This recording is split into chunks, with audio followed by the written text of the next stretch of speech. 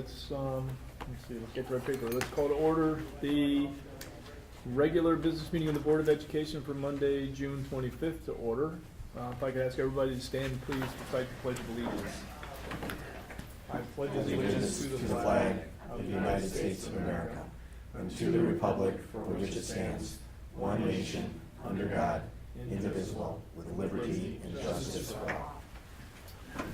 All right, we'll roll call, please. Jim Batson, Pat Rudy. Here. Lisa Hessel. Here. Kevin Huber. Here. Scott Luce. Karen Lundstedt. Mac Thurman. Here. Okay, so we know Jim Batson, Scott Luce, and Karen Lundstedt absent for the record. And let's see, our agenda today, we will, in the communication section, we're going to add one thing for recognition. There's some student recognition tonight. We will open it up for public comment. We'll have the superintendent's report, which has a number of items. We will vote on the consent agenda, which has extensive items on it. Brief updates from facilities and finance and program and personnel. There is nothing from property, correct? Correct. We don't have the news yet. There's nothing from CEDAW and nothing from IASB. And then we will convene an executive session tonight to review, actually we can, does anybody want to discuss the semi-annual, or can we move that up to the consent agenda to approve those? We can't move it to consent We don't? agenda because we didn't discuss it ahead of time. So I've got that Okay, in mind. so we're going to do it? Yeah, we'll do it under Okay, my all right. report. But that's coming out of the executive session? If you agree. vote on Okay, it, all right, right. so I'll hold that. Yeah. And then employment of employee, 5 ILCS 120/2C1. Okay? We will be taking action, we will not be taking action tonight after the executive session. Yeah, and just to clarify on the agenda, because we, over the last year, have tried to identify anytime the board will vote on anything. The asterisk at the bottom of the second page of the agenda indicates the board will take action. Tonight, it will take no additional action, but it must take action to come out of closed session. So that's what that asterisk means at the bottom of the agenda. Yeah, we're gonna probably wanna clarify that, So, but okay. Okay, all right, ready? Let's go back to it again. All right, student recognition. Tom, Is there space? Well, I'll just do this right here, so move over. Oh, yeah, sorry, my mistake. So we'll appoint Lisa Hessel as Secretary Pro Tem. Thank you. All right, well, gives me great pleasure to present to you once again a young man that I know you are familiar with, because he has been here several times this year for board recognition. And tonight, he is here on behalf of the boys track and field team at Libertyville High School.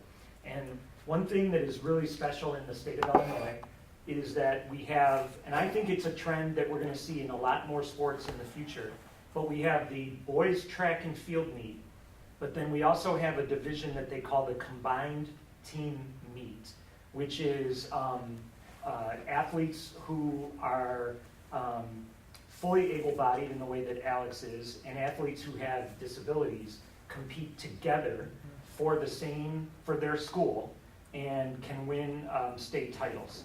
So this year, our boys combined track and field team took second in the state of Illinois, which is a tremendous accomplishment. And one of our two athletes is here tonight with Coach Stuart Mendelson.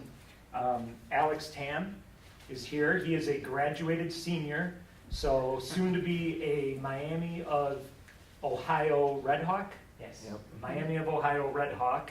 And he took 10th place in the 3,200 meter run and 1,600 meter run, and represented our team. His performance there helped us earn second place.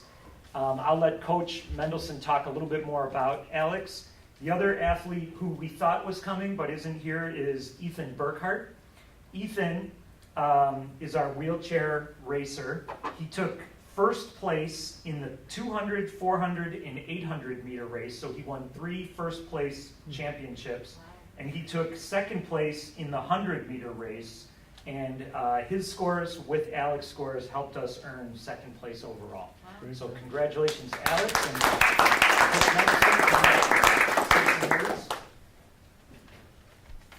Thank you for having us. It is with great pride and honor to present to the board tonight Alex Tam and Ethan Burkhart. In addition to both their unparalleled athletic talent, Alex and Ethan are two of the most humble athletes I've coached, and their constant demonstration of character and sportsmanship to their coaches, fellow teammates, and competitors are the example everyone should follow. The success that both Alex and Ethan had at the boys track and field state meet helped bring a second place team combined trophy back to Libertyville High School. Ethan qualified for state in all 4 wheelchair events, the 100 meter, 200 meter, 400 meter, and 800 meter. On May 26th at Eastern Illinois University, Ethan took runner-up in the 100 meter but became state champion in the 200, 400, and 800 meter wheelchair races. Ethan did not only become state champion in the 400 and 800 meter wheelchair races, but is now the current state record holder in both the 400 and 800 meter wheelchair races. Ethan is not done with his quest to become even faster and better at his events. Last week, Ethan went to Arizona to compete at the Desert Challenge race, where Ethan competed against athletes around the world, including professional adult athletes. Ethan reached his personal best in the 200 with a time of 29:52. He achieved his personal best in the 400 with a time of 55:31, which is 2.5 seconds faster than his personal best. And Ethan also took 3rd place overall in the 800 meter with a time of 1:54.64, 3 seconds faster than his personal best from this year. With all that said, we still have Ethan for 2 more years at Libertyville High School, as he will only be entering his junior year. Without a doubt, Ethan inspires me, the coaching staff, his teammates, and even athletes and coaches at other schools when Ethan competes at the track meets. Alex, you want to come up? Alex Tam qualified for state in the 1600 and 3200 meter events. For the 1600 meter, Alex had to first run a preliminary race at Eastern on May 25th in order to compete in the finals for that race. Alex was in a heat of 14 runners, and there were 2 heats. Of the 2 heats of 14 runners, the winner of each heat would automatically advance, and the 10 next best times would advance to the finals. So only 12 of the 28 runners would qualify to run the next day in the finals. Alex ran a 4:18, 3 seconds off his personal best, qualifying him to the finals the next day. The next day, Alex ran the 3200 meter race, taking 10th overall out of 43 athletes who qualified in the event. With limited rest, Alex then ran the 1600 meter final race and took 10th overall in that race also. Alex ran 3 races in less than 24 hours, and to put things in perspective, only one other athlete who ran all 3 races beat Alex. Alex has broken the Libertyville High School 1600 meter record as a junior with a time of 4:15.87. His senior year this year, Alex broke the Libertyville High School 3200 meter record with a time of 9:08.53.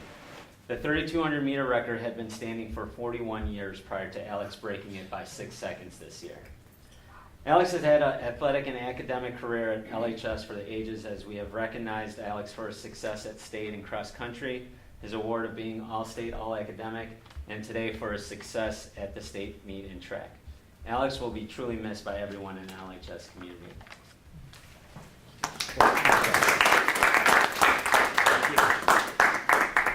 Yeah, I want to echo that as well, that all of our seniors are fantastic, and we're going to miss them all.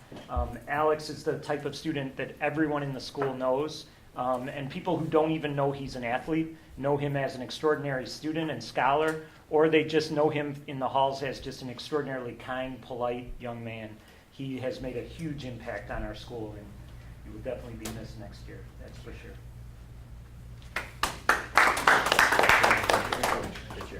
Tom? Hey, we're gonna take a couple of pictures, okay? Dad, come on over here. Take a picture.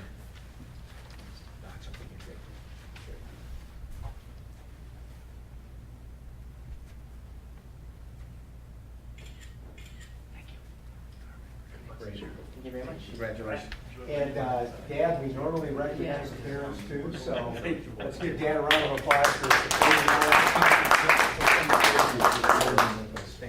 good stuff. Thank you. And by the way, you're welcome to stay for the rest of the meeting, but you're also welcome to go, okay? So you won't offend anybody Thank you so much. if you leave, okay? Thank you. Thank you. All right. Okay, All right. no students tonight, so. Superintendent's report. Okay, Yeah, oh, right. sorry. No, you're good. Yeah, just note for the record, our student board reps will start joining us, and our new student board reps will start joining us in August. So for June and July, we'll go right to the superintendent's report at meetings. First of all, more good news. Peyton Newman, VHHS class of 2020, was named Miss Illinois Outstanding Teen for 2018. Peyton will compete for the title of Miss America's Outstanding Teen in July in Orlando. And her mother let us know of her tremendous accomplishment, and Dr. Gilliam actually went to the house to congratulate her. So we certainly want to congratulate Peyton, and we look forward to her success. And we will recognize her in August at the board meeting. The following D128 students were named to the Daily Herald's 2017-18 Lake County Academic Team. Kathleen Lund at LHS, Anmol Parande at VHHS, Siraj Rajendran at LHS, and Gina Liu from VHHS was honorable mention, so congratulations to them.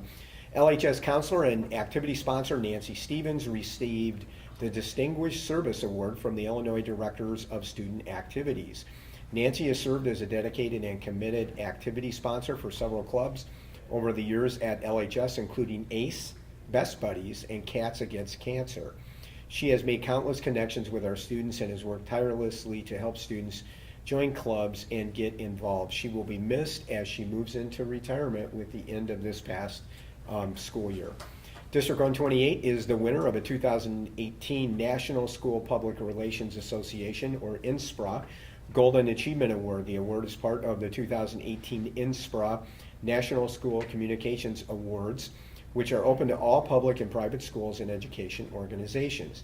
D128 Communications Director Mary Todrick wrote and submitted the award entry, which details the public relations program process the district team followed in the development of the new D128 mission Daring. The NSPRA Golden Achievement Award recognizes exemplary work in all aspects of school public relations, communication, marketing, and engagement. Award judges carefully sought outstanding achievement in the 4 steps of a public relations program.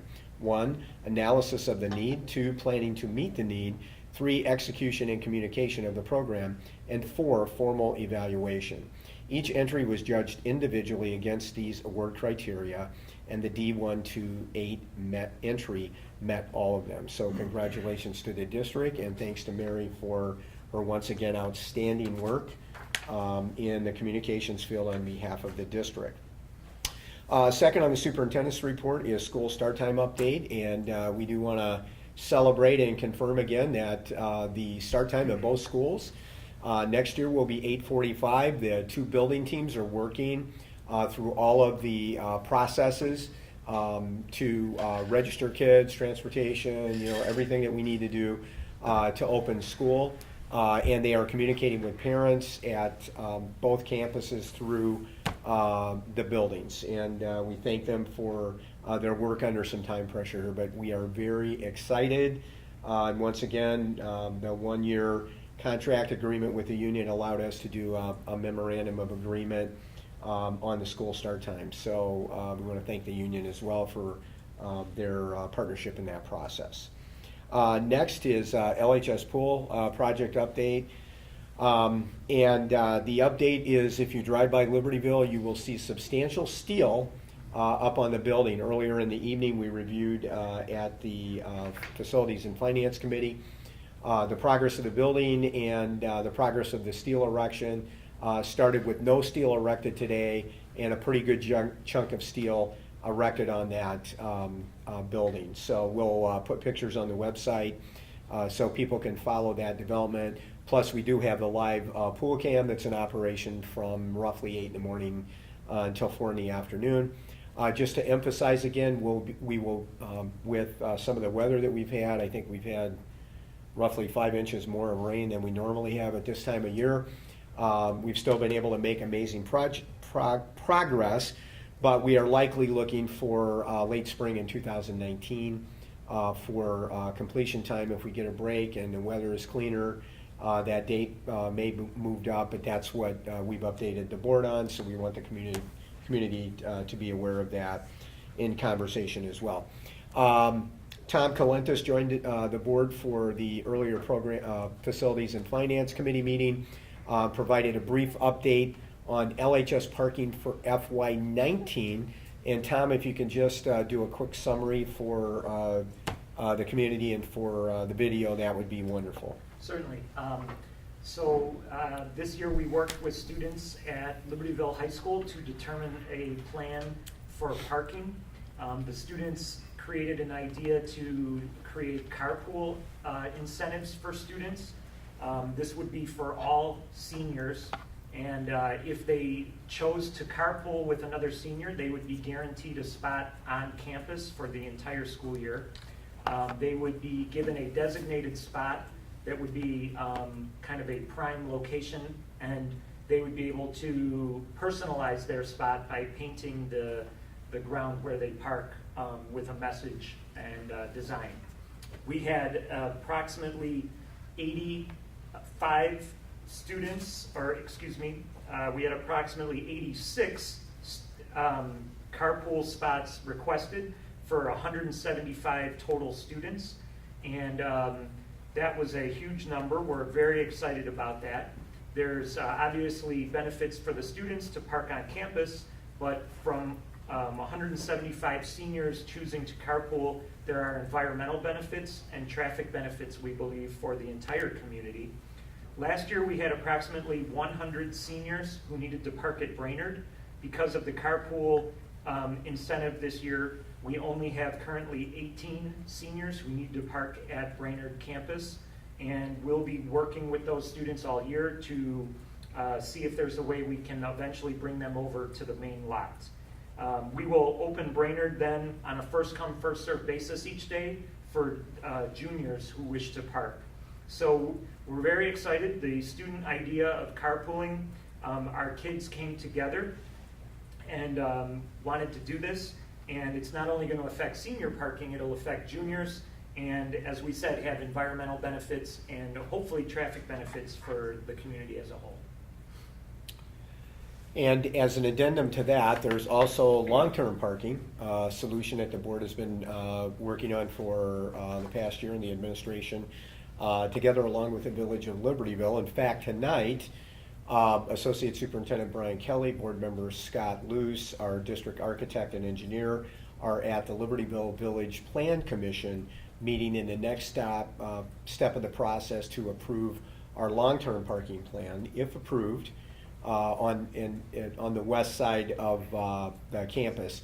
If approved, we will pick up an additional 67 to 9 parking spaces on that west side of the campus, in addition to the 40 parking spaces that we will get back once the construction's done and we can do some asphalt work that were in existence prior to the construction of new pools. So that will significantly help parking not only on a day-to-day basis but also event parking as well, and will locate an adequate number of parking spaces around the new pool, the west gym, and some of the facilities that are on the west side of the campus. So beyond the Plan Commission tonight, the issue will be heard and then voted on by the Village of Libertyville Board of Trustees at an upcoming meeting. So we will keep the board apprised of that progress as we move through that. So any other questions from the board or anything the administration wants to add to that? So very exciting. Just, I don't think you asked for public. I realized that. I'll go back to that. Okay. So Thanks for solid too. with that heard, then we will move on to number 5 on the superintendent's agenda, and that is FOIA request. And we had one request this month. And to read that request into the record, we received a request on 5/30/18. The name of the requester was James Bachman from the Illinois Retired Teachers Association, Executive Director. requested the names, district email addresses, and home addresses of retiring educators for the current school year. The follow-up was provided by Denise Swit, and we responded on 5/30/2018. The deadline was 6/6/18. So next on the superintendent's agenda tonight is the semi-annual review of closed session minutes. It is the recommendation of the administration to not release any of the closed session minutes. If the board concurs and votes with that recommendation, we will not need to discuss that issue in closed session. Of course, the board would like to have discussion of that topic, then we can do that in closed session tonight. So we would need a motion. Yeah, is there anybody that would like to discuss that in closed session? No?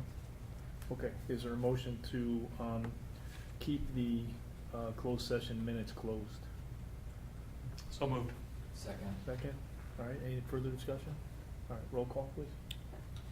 Grudy. Aye. Hessel. Aye. Huber. Aye. Thurman. Aye. All right, motion carries. Okay, next on the superintendent's agenda tonight is the appointment of a new FOIA officer, Carol Scoden. Denise Swit is closing in on her last day, and Carol will be coming in. So Denise has served as one of our FOIA officers in the district, and we need to formally approve her for that position tonight. So the administration recommends the appointment of Carol Scoden as a new District 128 FOIA officer. I move to appoint Carol Sotkin, the new Freedom of Information Act officer. Is there a second? Second. Any discussion? Roll call? Hessel. Aye. Huber. Aye. Thurman. Aye. Grudy. Aye. All right, motion carries. Anything else? Okay, that's it for the superintendent's report. All right, so I'll back up to correct my error. Is there anybody from the public who would like to speak? All right, seeing none, we will move on. All right, next, the consent vote agenda. We reviewed this earlier this evening in committee. And I'd like to make one correction, and that is to remove item 2H2 from the agenda. And then ask for a motion to approve the consent vote agenda as amended. So moved. So discussion. Second. Okay, second. Any discussion? Kevin, you want to discuss now, or you want to discuss No, with we the can other discuss it. vote? Yeah, yeah. Okay. So all again, right. we're removing 3H2. from the Did I say consent. 2 or 3? I think it's 2H2. It's 3H2. 3H2. Okay, so let me change that. Let's amend, we're gonna amend the motion. Hold on a second. 2 or 3, Kevin? 3H2. So it's 3H number 2. So consent to vote agenda is number 3, so roll back up, Pat. Yeah, but on the agenda, it's item, okay, got it. Okay. Yeah. It's confusing, yeah. H2. Okay, so Yeah. again, just to be clear, we're gonna amend that motion. It's item H2 is removed from the consent vote agenda, Yeah. and we're voting on that. Right. Okay. All right, roll call? Huber. Yeah, we did. Aye. Thurman. Aye. Grudy. Aye. Hessel. Aye. All right, motion carries. Now, let's go back to item H2, okay? And I'll ask for a motion to approve item H2 as listed. Is there a motion? I move to approve item 3H2. Second. Okay, now, further discussion. Thanks. Okay. So, yeah, I just have a couple questions for our superintendent on 3-year contract renewals. Sure. I struggle with the concept of extended contracts, 3, 5-year contracts, understanding that certainly these are top-of-the-line individuals and should be rewarded. Just I'm trying to reconcile that with my belief of Illinois being an employment-at-will state and things of that nature. Can you just kind of briefly review the idea behind the 3-year contract, Sure. the importance? Again, I think we probably have some good protections in there if something happens in year 1, so we're not sitting here paying out 3 years of contract Right. and things. Just kind of help me understand the philosophy on 3 years. Sure. I think at the administrative level, those are all good questions, by the way, Kevin, thank you. At the administrative level, Of course, as we do with teachers and support staff, we are always trying to attract and retain the best of the best here in the business. One of the ways we recognize that performance is by a multi-year contract. So first and foremost, if we had an underperformer, in the future, we would not be, or right now, we would not be recommending a 3-year contract for someone, nor would we consider that in the future. It's important from a personnel standpoint for a couple of reasons. There is an extreme shortage of very talented administrators at the upper building level and at the district level. There's high competitiveness for those folks. So as people do good work for us, we want to recognize that good work. We do, as the board knows, we do a lot of due diligence before we hire folks. We had lots of conversations about Tom and Dan. And of course, we knew Brian Kelly very well before they moved into their positions before. But prior to recommending a 3-year contract for any, and we're really talking about kind of the assistant principal level up at the buildings, the 2 building principals and the district level leadership staff. So having done that work, reviewing that work, having conversations about that work, and always looking for continual improvement in work, we want to, if you will, lock our folks into their position because they're very competitive. It's very competitive to hire good people and try and attract people away from the district, other districts like ours, for example. One of the ways we do that, and historically we've done that in the district, is to do shorter term for those positions, 3-year contracts. And we've had great success with that in the past. And to Kevin's question, so what would happen if we had somebody along the way that ended up not being a good performer? In the review and evaluation feedback process along the way, we would be having early and often conversations with those individuals. We have, working with council, some very strong termination language in our multiple year contracts that certainly require the administrators to perform at a high level and also to conduct themselves accordingly. We have the ability to release people for cause if they're not doing their job. So there's a substantive process in place to ensure that people are along the way. So one of Kevin's other questions is, so what happens if we do bring somebody in, we've done our due diligence, and somehow it's not a good fit, or they run off the rails at the end of that first year, and we feel we need to move. That conversation would happen with that employee early in the year, and we would work toward a resolution where the employee would resign from the district, or if we needed to, we could go through a termination process if they weren't doing their job. And the question then becomes, are we going to end up having to pay that person out in the second year years 2 and years 3? That would be a negotiated settlement. It's very rare. In fact, I don't know of any examples, even at the superintendent levels, who tend to have 5-year contracts where the marriage hasn't worked, so to speak, and there has been a settlement, let's say, of another 4 years of a contract. There's always a settlement that moves down that line in a 3-year contract, while more than a 1 or 2 year contract is less than a 4 or 5 year contract that a superintendent would typically seek and have from a school district. So does that help, Kevin, somewhat? Yeah, no, it helps. With your question? No, it helps. Another kind of a follow-up question on that. We're defining these as 3-year contract renewals, so they're not new contracts. We certainly know in the state has changed some of the contract language or parameters about a new contract versus renewals. How will these contracts be? Are these considered new contracts going forward, or are these considered extensions of the existing contract? Well, these are actually new contracts going forward. Okay. So what Kevin is referencing is a pretty dramatic decision in the late hours of the budget conversation to get the budget passed this year. We're very close to this, particularly those of us on the bargaining team, the board members on the bargaining team, and we've shared this with the board. But as part of the budget agreement, pre-retirement raises on the typically last 4 years of employment are now limited to 3%. So beyond any of the contracts that are currently in place would be capped at 3%. I can tell you, and Dan and I reviewed this earlier, that there's no 6% language in any of our multi-year administrative contracts except for the administrators who are currently on their pre-retirement contracts.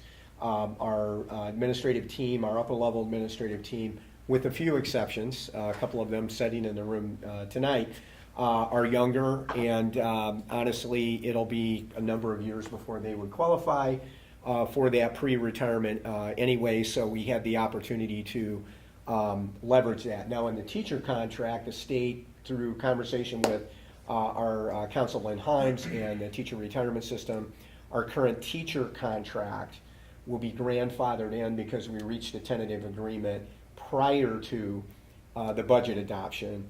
So anyone who could retire in the next 4 years in the teacher contract could give us notice, met all the other criteria, could give us notice this year, and they would be covered. But that would be a very small group of people. So for administrative purposes with our multi-year contracts, nobody who's not already in the retirement contract can qualify for it anyway, and that language is not in the contracts.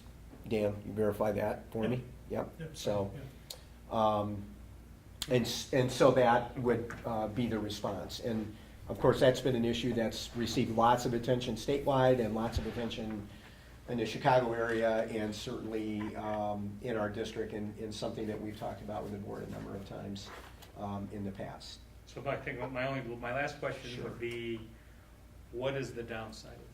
If you're, as fiduciaries, which we are, is there any downside to going out 3? There, in my opinion and experience, in 26 years, I guess now, at multiple levels of administration, there really is no downside.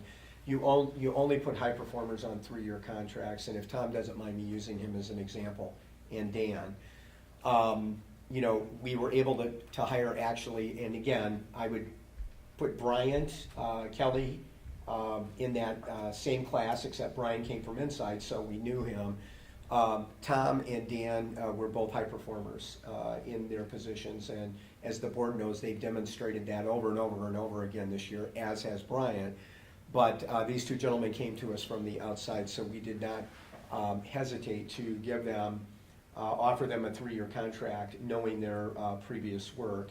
And really, Kevin, at the end of the day, it is a marriage of sorts. So it has to work for both parties for it to be successful. So it gives Dan and Tom, for example, coming in, the clarity of knowing that we've done our homework on them, we believe they're high performers, and we're gonna give them a 3-year commitment.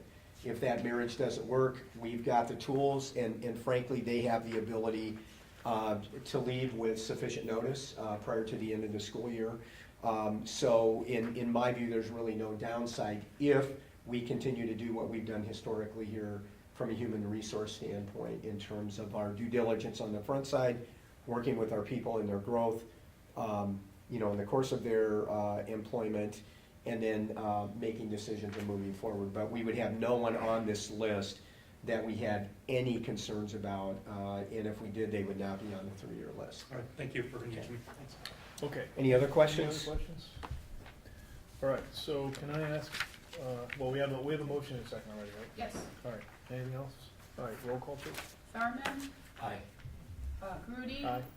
Hessel. Aye. Huber. Aye. Okay, motion carries. All right, Matt, do you want me to go back to Whatever's, Yeah, I apologize. It seems, I gotta put my glasses on this time. I did wanna add an other to the communication thing. I'll turn it over to Matt, board member Matt Thurman. We don't have a line item for new business on here, But we've got another on the bottom, and we're not voting, Well, so, there's another here. yeah. do we? Is there? So, Matt, you can do it under my. Go. Yeah. Okay. Yeah, that was my plan, and I apologize. No worries. I have a statement I'm gonna read, so bear with me. I would like to begin by notifying the board, the administration, and the public that as a result of my full-time occupation, I will unfortunately have to relocate my residency. Being a member of this board has been one of the most influential and prideful honors I've undertaken in my life. Through this group's collective dedication to education and responsible community stewardship, we have continued to grow District 128 as one of the leading public school districts in not just the state, but the nation. From day one, I was committed to representing the interests of the young people in this district. As a young-ish person myself, I understand the dynamics and pressures that people in this generation suffer from on a day-to-day basis. From the rapid advancement in technology and our immersion in it, to the pressures associated with an ever-growing public display into our lives in the form of social media. These challenges are not easy to solve, and the role in society will only continue to grow. However, this district and board has taken the necessary steps to take these challenges head-on, and for that I applaud them. In a little over a year, I'm proud to say we have accomplished much, from introducing our daring mission, which will propel the district for many years to come, to the ongoing construction of the state-of-the-art natatorium at Libertyville High School, to the implementation of a later start time, which will have profound health benefits to our students, which in turn will only grow their academic potential. This board's commitment to education and equal commitment to fiscal responsibility is something this community can be proud of. The diversity of interests and knowledge that is featured among this board allows for expertise in almost every discussion, no matter the topic at hand. Just over a month ago, I found myself distributing diplomas at Libertyville's graduation. This was in the very same building that I had received mine 7 years prior. Many of the students I handed a diploma to were the younger brothers or sisters of a student that I had graduated with, some even my close friends. This surreal moment spoke volumes to the quality of education that this district is committed to. For I was afforded an education of such excellence and quality that has allowed me to go places and do things that unfortunately many others are not afforded. And I thank all my teachers, coaches, and members of the board and administration during those years for that. I also want to thank my fellow members of the board, both past and present, for their openness to new membership and willingness to take the time and effort in explaining many of the complexities associated with this position, particularly President Pat Grudy, whose exceptional leadership and unrivaled knowledge of school finance makes him one of the leading board presidents in the state. Also, Superintendent Lee for his decades-long commitment to academic excellence and once again, willingness to take time to explain the many nuances to us, although I would say sometimes you can cut it down a little bit. Additionally, I would like to thank Brian Kelly, Dan Stanley, Rita Fisher, Mary Toderick, Mark Koopman, Denise Switt, and Carol Skoden for their outstanding work at the administrative level, as well as Tom Colentis and John Gilliam for their leadership at the school level. Lastly, I'd like to thank my family, friends, and the residents of this community who put their faith in me. Thank you. Consequently, I'm announcing my resignation effective at the end of tonight's meeting. It has been a wonderful journey, and although this decision was not an easy one to make, it is necessary. So thank you all, and I look forward to my continued involvement in this district and community through other avenues. All right, Mike, well done. Just a few comments. I know from my perspective, one, thank you for the kind words. And I know the long and thoughtful process you went through to get to this point. I would like to just say that in the short time, and I'll say too short a time that you've been part of this board, you've been very inspiring as a not so youngish member of the board. Your insights and your close connections to really those things that we try to do, I think, have been very helpful and will be sorely missed. It's not a perspective that we've honestly had the opportunity to share very often. And I'll tell you, when you go through a public election, as we go through every couple of years here, it's a little scary because you're never sure what you're going to get.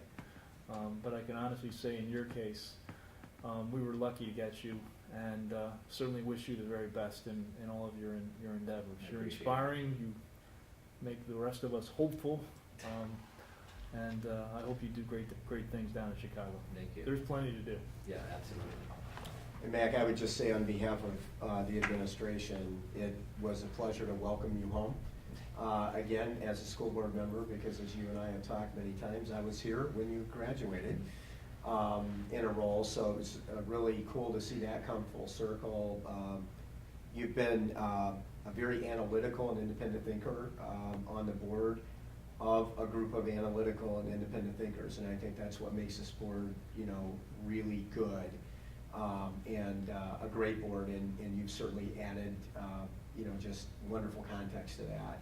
So appreciate everything, and I think mostly we would say on behalf of the administration and teachers in the district, we're really proud of you. We're really proud of your work on the board, and we're really excited and happy for you with, your career adventure, and we know you're gonna do great. And like we say to all of our retirees every year, no matter where you go, you're always welcome, back in District 128. So if we can ever do anything to help or assist you in the future, don't hesitate to ask us, because it would be an honor to do that. So thank you for your service to the board. Thank you. Okay. All right. Now, glasses back on. All right, program and personnel, I believe, correct? No, hang on a second. Yep. I don't know, yeah, it was at the end of the, facilities and finance committee. Okay, Kevin, you gonna take that? Sure. All right. So earlier this evening, we had a Facilities and Finance Committee meeting, and we talked about many different things. First of which was the deferred revenue concept and the audited financial statements. I'll ask Dan to briefly explain what was discussed and what we're going to do. Yeah, just the conversation of, in our annual financial reporting, to look at deferring all of the property tax revenue rather than just a portion that we've done. So it's listed as an action item because we weren't sure at this point, but there's no action to take at this time for that. We're going to continue to explore that and bring it back in July. So we will not vote on that item. Correct. Okay. Potential item B is a resolution calling for a public hearing regarding the 2019 budget. Again, we'll defer to Dan on this to explain what's going on. Yeah, so just announcing and we'll be publishing in the paper the announcing the public hearing on the budget in August. I don't have the date in front of me, but it's in Maybe it's the hearing. 13th. And it's been on our board calendar as well. So. Yeah, I think was it the I think it's the 13th. So, all right. Fund balance is always a. So do we need a motion on that one? Do we need the resolution? Mm-hmm. Okay. Yeah. Yes. All right. So I thought I recall the motion is to call for a public hearing on the fiscal year 2019 budget. This is the tentative budget. It's just a budget hearing. Okay. That doesn't qualify. So it's fiscal 2019 budget on August 13th. Right? So moved. Is there a second? Second. Roll, any discussion? Roll call. Grudy. Aye. Hessel. Aye. Huber. Aye. Thurman. Aye. All right, motion carries. All right. So now I think we're going to talk about one of our favorite topics. That may be beyond my abilities at the moment. It might Sorry. be. Fund balance is usually beyond most of our Sorry. abilities. But Dan's going to simplify it for us. So Dan. Part of GASB 54 a few years ago, one of the ways that in our financial reporting, year-end financial reporting, that we can be more clear in the amount of money that is available or already reserved for other purposes is to commit fund balance. And so we have before you a resolution for your approval that's required by GASB 54. It's for, do you have a copy? Sorry, it's right next to me and I gave it away. Yeah. So it's calling for reserve, so to commit, and so this is based on GASB 34, to commit $16,321,000 of the fund balance from the operations and maintenance fund for the purposes of supporting the following projects, and these projects are already under construction. These are already bid and awarded and are happening right now, but we will be incurring a lot of those costs in fiscal year 19, which is next fiscal year. So that essentially is $15 million is for the aquatic center at LHS. $800,000 is for the second floor HVAC renovations at LHS, and $521,000 is reserved for or committed for the Vernon Hills Science Lab renovation. So that's the fiscal year 19 portion. So altogether, it's $16.321 million to commit. And so all this is basically almost like a footnote or just part of our reporting on our financial thing. So How much for a pool again? It's 16,321,000. Oh, for the pool, what was the pool? It was the pool. 15 million. Okay. Now, to vote to approve all you really have to do is vote to approve the resolution to commit fund balance, and that's all that's required. All right, so I move to approve the resolution as presented for committing $16.321 million of our fund balance. Second. Any discussion? I'd just like to note, I congratulate you for doing that. We appreciate your efforts to make it clearer, not only for the board, but for anyone, any concerned taxpayer who's looking at our finances to see really what we are working with. So thank you for that, Dan. Second that. Okay, any other discussion? All right, roll call, please. Hessel, Aye. Huber. Aye. Thurman, Aye. Grudy. Aye. Motion carries. All right, I think prevailing wage resolution, Dan, we need a resolution on this every year, you said, maybe? Correct, it's required by law, prevailing wage resolution, done every year, essentially stating any kind of work that we're doing, the public work, which is us, that will be paid prevailing wages. And we have to approve that every year. So I move we approve the prevailing wage resolution as presented in item 4D. Second. Discussion? Roll call, please. Huber. Aye. Thurman. Aye. Grudy. Aye. Hessel. Aye. Motion carries. Thank you. Sounds like we have some ComEd stuff we need to approve. Item 4E. Is that you, Dan? Yeah, so, one of the projects kind of done in conjunction with the pool, but most of it is distinct from the pool, is putting in an ATO that will allow the LHS facility to be connected to more than one power grid, so that in case one of the power grids goes down, it will switch over and maintain power at that. So this contract is for, to engage with ComEd to do that for the 620. And as we noted in the committee, there's additional work that's required because we have to put in the conduit and the piping in the ground. We're still working on pricing for that, so we've talked about kind of ranges for that to be, but that's something separate from this. How much was the comment though? Pardon? I'm trying to bring it up. I have it in. I thought you said 629. That wasn't 600. It's like 621, I believe. So I thought it was like 230. it's two. I'm sorry, maybe 261,000. Yeah. I need to bring it up. Yeah. Rather Yeah, than let's guess. bring it up and get it ready. I know it wasn't 6. Maybe there was a 2 and a 6. Yeah. 261,000. Okay, that makes sense. 357.7. Okay. 261 what? $261,357.70. Okay. Okay, so is there a motion to approve the ComEd contract for $261,357.07? Is there So moved. a second? Second. All right, any other discussion? So this is separate from the already budgeted expenses for the pool, or it's part of the pool budget? 30,000 is part of Part the of pool. that. This is 230-ish is separate. Got it. Okay. And again, this one's important because we've had situations of blackouts in the school, and this will actually improve that. Correct. Right? Okay. Roll call? Thurman. Aye. Grudy. Aye. Hessel. Aye. Huber. Aye. All right, motion carries. Next. So what do we have? Educational. Educational service agreement. Yeah, so this is through our community ed program, Condensed Curriculum International, to provide an educational program through them. It's very straightforward. We have several other arrangements like this with the community ed program, so this is additional, of course, they wanted to offer. There'll be a net gain for the district, so any contract that is designed that could earn more than $1,000, the board is required to approve, so that's a big reason we're bringing it for your approval as well, so. How much is this one, Dan? It's really just an agreement. It Oh, depends just on how many it's kids just the enroll or agreement. how many Yep. students or Yep. adults Yep. enroll.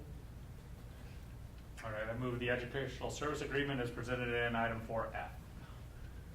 Second. Any discussion? All right, roll call, please. Grudy. Aye. Hessel. Aye. Huber. Aye. Thurman. Aye. Motion carries. Looks like maybe the final item might be some transportation that we need to approve. Yes.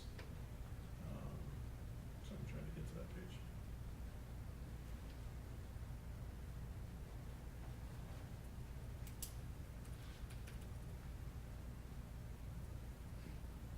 What page is this? Yes.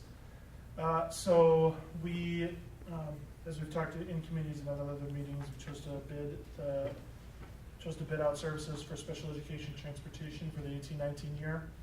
We received 5 bids from American Taxi, City Care, Safeway, Top Line, and Chain of Lakes.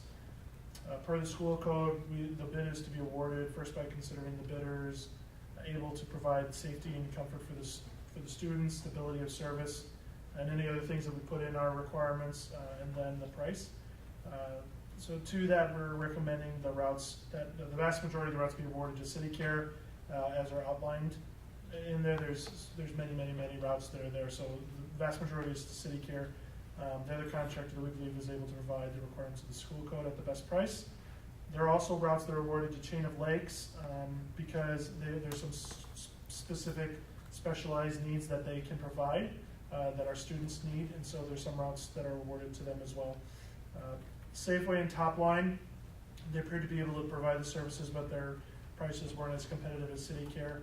And finally, American Taxi, we are not recommending for approval due to service issues related that we've experienced this past year related to student safety, service issues remaining involving student drop-offs and pickup times, and a lot of communication issues we've had. So we've logged many issues with them that we can in good faith recommend them to provide those services for us for the next year. So Dan, what is then the specific, because this is a split award, how do you want to word that? Yeah, so essentially, the award would go, recommend awarding the bid for special education transportation services for the 18-19 school year to City Care for the vast majority of routes that are listed Specified for you, routes. and to Chain of Lakes for the routes that are specified. Okay. So we can say as noted in Yeah. the bid documents. Yeah. Okay. All right. I move to approve the special education transportation bid recommendation to the 2 providers as outlined in the Bid documents. bid documents. Second. All right. Discussion? Roll call? Hessel. Aye. Huber. Aye. Thurman. Aye. Grudy. Aye. All right, I think. Okay, that's it. Right? All right, program personnel, number 1, amended school calendar, 1 change. One change to reflect the new school start time of 8:45 a.m. to 3:25 p.m. Okay, so is there a motion to approve the amended school calendar noting the change in start times? I move to approve the amended school calendar to reflect the change in start time. Second. Any discussion? All right, roll call please. Huber. Aye. Thurman. Aye. Grudy. Aye. Hessel. Aye. All right, motion carries. Board policy changes, first readings. First reading on a number of policies in operational services, policy 480, accounting and audits. The policy footnotes and legal references are updated in response to ISB best practice recommendations concerning the prevention of fraud, waste, and abuse and the administration of grants covered by the Grant Accountability Transparency Act. The next 3 policies, policy 4140, policy 6120, policy 6230, are all updated with minor style changes to the language. Policy 6250, community resource persons and volunteers. This policy is updated to better reflect the purpose and use of our community resource persons and volunteers as defined by Illinois School Code. Students, policy 750, student admissions and student transfers to and from non-district schools. The policy is updated in response to Illinois School Code regarding a student's permanent record. And policy 7330, student use of buildings, equal access. Policy is updated to add language for non-curriculum related student groups that are not district sponsored in regards to equal access to the buildings. Okay, so no action needed tonight, we'll vote on those next month, right? Okay, is there anything else? No? Make sure I got it, okay, no property, no CEDO, no IASB. So can I ask for, anybody else got anything? Can I ask for a motion to convene executive session? We will remove agenda item A, since we already voted on that, and then have only one item in the closed section, employment of an employee, 5 ILCS 120/2C1. I move to convene executive session. All right, is there a second? Second for the purpose of discussion. Employment of employee. Employment of employee. Right, okay. Any other discussion? Not, roll call? Thurman, Aye. Grudy, Aye. Hessel, Aye. Huber. Aye. Okay. You got it right? Okay, motion carries. All right, good night. We will not be taking any action other than to reconvene the open session.